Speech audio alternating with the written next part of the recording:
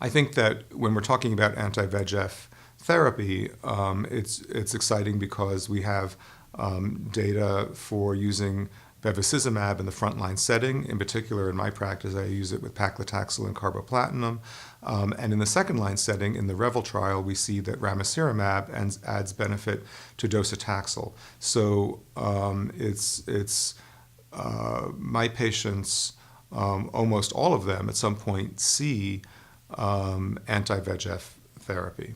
I'm not sure we know for these treatment refractory patients why the addition of ramucirumab offered such a meaningful improvement in survival. Clearly, VEGF is at play.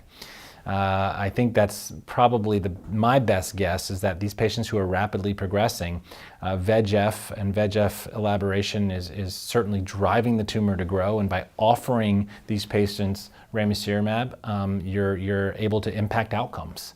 So I think there's a lot to be explored scientifically there, but certainly clinically the observation is consistent for this group of patients.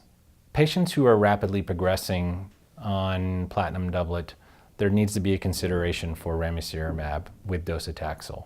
Not that every patient's going to get that combination. Some are going to get immunotherapy, but the data are fairly convincing that this needs to be at least a consideration. I've had this in my practice where patients who have a low PD-L1 score, who are never smokers, who are unlikely to respond to immunotherapy, are rapidly progressing on a platinum doublet, perhaps platinum pemetrexed with or without bevacizumab.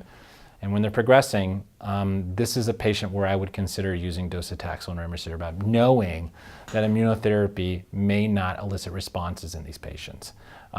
For me, I generally start at a little bit lower dose with docetaxel. The recommended dose is 75 milligrams per meter squared. Sometimes I'll go down to 60. I think that the toxicity is manageable. I think we have to inform our patients what to expect. There's very low risk of bleeding with ramucirumab. There's very low risk of clotting. But we have to be careful with some cytopenias, specifically leukopenia and neutropenia. So those are things that I look out for.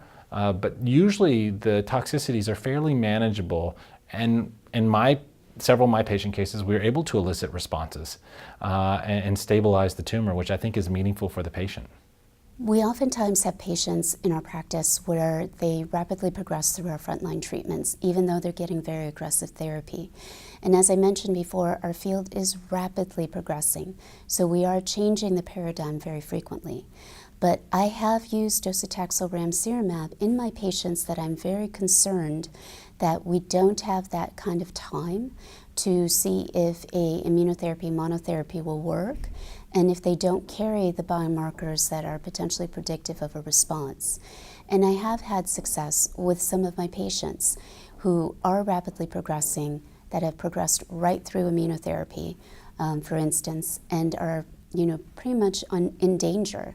And these are patients that still have a good performance status and can tolerate this treatment, and we've been able to get their disease back under control.